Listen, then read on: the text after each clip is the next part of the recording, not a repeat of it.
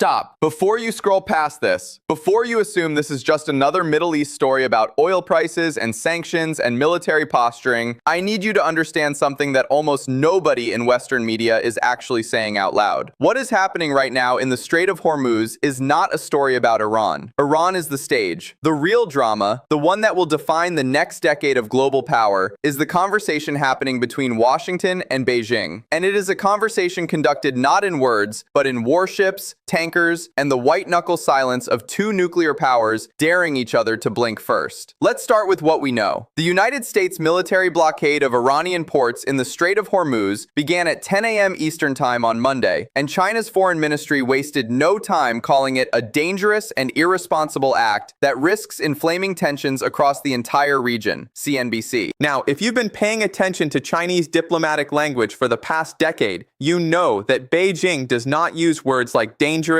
and irresponsible casually. That is not bureaucratic noise. That is a signal. And the question every serious analyst should be asking right now is not what China said. It's what China meant. With roughly 98% of Iranian oil exports bound for China, and a summit between President Trump and Chinese leader Xi Jinping just weeks away, Washington's maximum pressure campaign on Iran risks destabilizing the fragile dance that the administration has carefully cultivated with Beijing. CNBC, think about that number for a moment. 98%, that is not a trade relationship. That is a lifeline. That is the kind of economic dependency that transforms a diplomatic dispute into something existential, something that forces a government to make decisions it would rather never have to make. Now, here is where it gets genuinely interesting and genuinely dangerous. The Strait of Hormuz, a narrow waterway between Iran, Oman, and the United Arab Emirates, carries roughly 20 million barrels of oil a day, along with about 1 of global liquefied natural gas. Fox News, 1/5 of the world's LNG. Every ship that passes through that narrow corridor is not just carrying fuel. It is carrying the economic oxygen that keeps factories running, keeps hospitals lit, keeps food cold, keeps civilization humming at its modern, complicated pace. And right now, the United States Navy has stationed itself at that corridor and said, "Nothing moves without our permission." The month-long disruption in the Strait of Hormuz has sparked warnings of an energy shortage worse than the 1970s oil crisis, when an embargo by Arab producers on countries aligned with the U.S. quadrupled oil prices, prompting fuel rationing across major economies. CNBC, the head of the International Energy Agency, has called this the worst energy shock the world has ever seen. Worse than the 1970s, worse than the Ukraine war. Let that land. We are living through the worst energy crisis in recorded history, and the dominant conversation in most Western newsrooms is still framed as a bilateral standoff between America and Iran. It is not. It never was. Some 38% of the oil and 23% of the liquefied natural gas that typically passes through the Hormuz Strait is bound for Chinese ports. Overall, that accounts for about half of China's seaborne oil supply and a sixth of its natural gas. CNN, half of China's seaborne oil supply runs through a strait that the United States has just declared under its operational control. You want to understand why Beijing's language hardens so sharply on Tuesday. That is why. You do not announce a blockade on a waterway that carries half of your competitor's seaborne oil without expecting that competitor to treat it as an act of strategic aggression. Trump may have aimed at Thrawn, but the bullet is also flying toward Beijing, and Xi Jinping knows it. China holds 1.3 billion barrels in strategic reserves, enough for 120 days. The Jerusalem Post. That sounds reassuring until you realize that 120 days is not infinity. It is a deadline. It is a countdown clock, and every morning that the blockade continues, that clock ticks a little louder. Shandong's independent refineries, which process 90% of the Iranian oil reaching China, depend on below-market prices. Replacement barrels would cost $10 to $12 more per barrel. The Jerusalem Post, that cost difference multiplied across millions of barrels, across hundreds of days, across an already slowing Chinese economy, is not trivial. It is a slow hemorrhage dressed up in the language of geopolitical patience. And now, look at what Beijing is doing in response. Because this is the chess move that most commentators are missing entirely.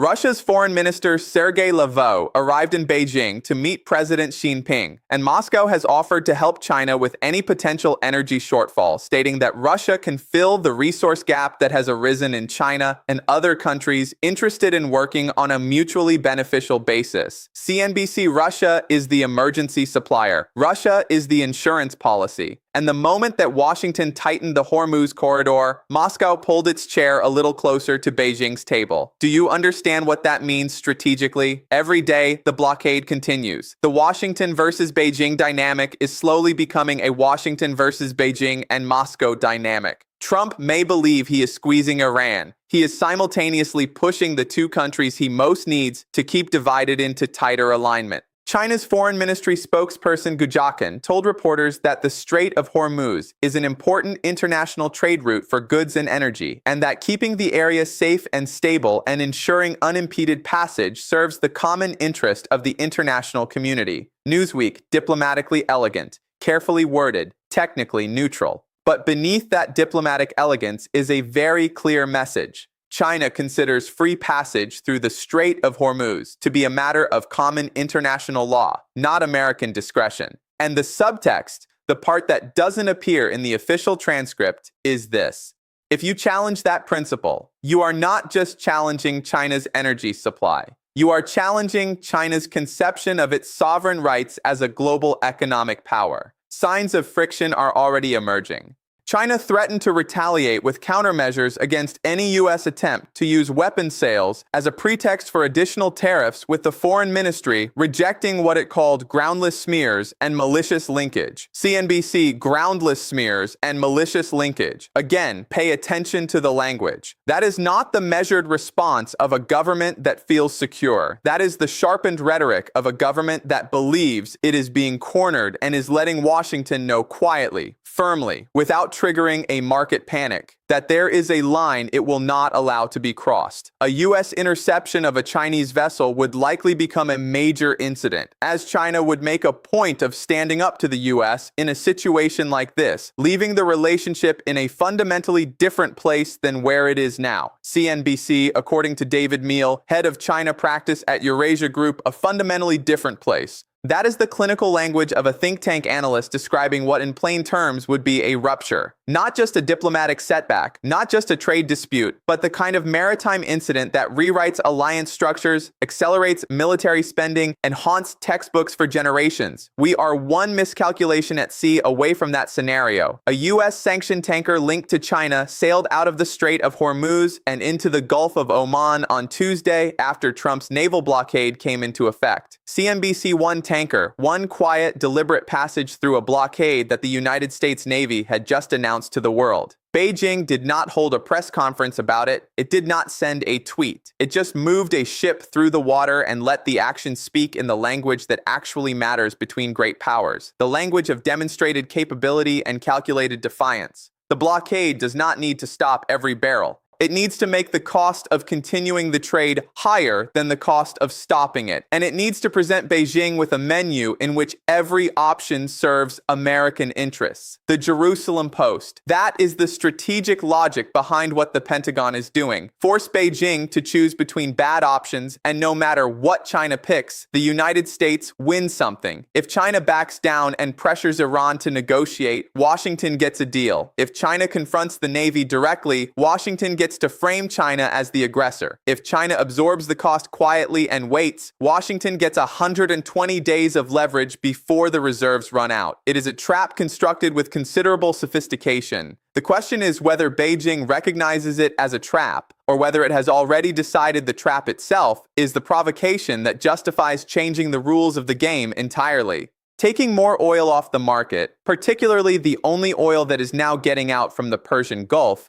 will drive oil prices to around $150 per barrel. CNBC, according to analysts at the Quincy Institute, $150 per barrel in a global economy already staggering under the weight of tariffs, post-pandemic supply chain fragility, and a manufacturing sector running on borrowed confidence. A $150 barrel does not just hurt consumers at the pump. It triggers cascading failures across fertilizer production, shipping logistics, airline capacity, pharmaceutical supply chains, and food security in the developing world. The Strait of Hormuz is not just a choke point for oil, it is a choke point for the entire material infrastructure of modern civilization. And here is the part that should keep serious people awake at night. The ceasefire between the United States and Iran that preceded this blockade was already fragile. And analysts have warned that a miscalculation could rapidly turn diplomatic posturing into a full crisis. Newsweek fragile is the operative word. We are operating in a theater where one misread signal, one captain who panics, one drone that flies 100 meters in the wrong direction converts a political standoff into a kinetic reality that no government on any side of this dispute actually wants. The tragedy of great power competition is that the most catastrophic outcomes are almost never the ones that were chosen.